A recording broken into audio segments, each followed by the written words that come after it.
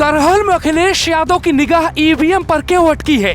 EVM की रखवाली के लिए अखिलेश ने किसको दिया है टेंडर?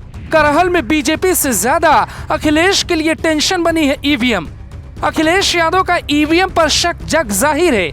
ईवीएम पर उनको कितना भरोसा है ये भी सब जानते हैं। इसीलिए करहल में ईवीएम की रखवाली की तैयारी जोरों पर है। 20 फरवरी को चुनाव वाले दिन खास नजर रखी जाएगी। सपा को डर है कि कहीं ईवीएम के बहाने यादव बहुल बूथ पर वोटिंग रोकने की बड़ी साजिश ना रची जाए। अखिलेश यादव को शक है कि अगर बीजेपी ने ऐसा किया तो फिर जीत मुश्किल हो जाएगी, क्योंकि एसपी सिंह बघेल के जाने के बाद से अखिलेश यादव की जीत होगी ये पक्का नहीं है। अब जीत भी हो सकती है और हार भी हो सकती है। ऐसे में डर है कि यादव वोट को रोकने के लिए कहीं सरकार कोई एजेंडा तो तय नहीं कर रही। इसीलिए करहल के चप्पे चप्पे पर इस बात का ध्यान है कि ईवीएम की रक्षा कैसे होगी। कौन देखेगा कि यादव बहुल बूथ पर क्या हो रहा है?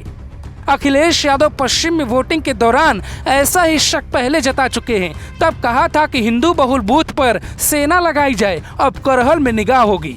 यादव बहुल बूथ पर ईवीएम खराब होने की शिकायत आए तो तुरंत चुनाव आयोग को ट्वीट करें। यादव बहुल बूथ पर कोई गड़बड़ी हो तो हंगामा कर वोटिंग रोकने का प्लान भी है।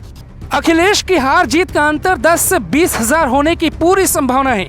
ऐसे में यादव बहुल बूथों पर अगर कुछ ऐसा हुआ तो इतने वोट प्रभावित हो सकते हैं। इसीलिए गुपचुप निगरानी समिति बनी है। देख रेख वाली टीम हर बूथ पर अखिलेश यादव को सीधे रिपोर्ट करेगी।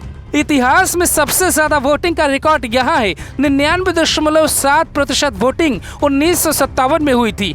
ऐसे में ज्यादा वोटिंग रोकने के लिए भी ईवीएम खराबी का एक बहाना हो सकता है। पश्चिम बंगाल के नंदीग्राम में भी कुछ ऐसा ही हुआ था। वहां तो ममता के समर्थकों ने कई जगहों पर बूथ कैप्चरिंग करने की कोशिश भी की, लेकिन हार नहीं टाल पाई। ईवीएम खराब होता है तो वोटिंग प्रतिशत कम हो जाता है। ऐसे में उस पार्टी को ज्यादा नुकसान हो जाएगा जिसके वोट बूथ पर ज्यादा होते हैं। 60 से ज्यादा ऐसे गांव हैं जहां यादव वोट ज्यादा हैं। वहां सैकड़ों बूथों पे समाजवादी पार्टी की नजर होगी। इसके पहले भी सपा पहले और दूसरे चरण में ऐसा सवाल उठा चुकी है और कई वीडियो भी चुनाव आयोग को पोस्ट कर चुकी है। करहल की लड़ाई बड़ी भयानक बनाई है। वहां मुश्किल ऐसी है कि मुलायम सिंह यादव को खास आग्रह पर बुलाया गया। समाजवादी पार्टी ने मुलायम को बुलाकर मामला कमजोर कर लिया। बीजेपी और जनता में ये संदेश गया कि अखिलेश यादव डर गए। वहां के लोग भी ये सोचने लगे कि लगता है मामला टाइट है तो बीजेपी से फाइट भी तगड़ा होगा, क्योंकि मुलायम सिंह को अब कुछ याद नहीं रहता, फिर भी उन्हें बुलाया गया। यहाँ तक कि अखिलेश यादव का नाम अपने भाषण के दौरान वो नहीं ले पाए। फिर धर्मेंद्र यादव ने चुपके से बताया माननीय अखिलेश यादव उम्मीदवार हैं। मुलायम को दिखाकर वोट लेने वाला हथकंडा भी नुकसान पहुंचा गया। पूरा सैफई परिवार करहल में डटा है। खाने पीने से लेकर सोने तक का इंतजाम करहल विधानसभा में है।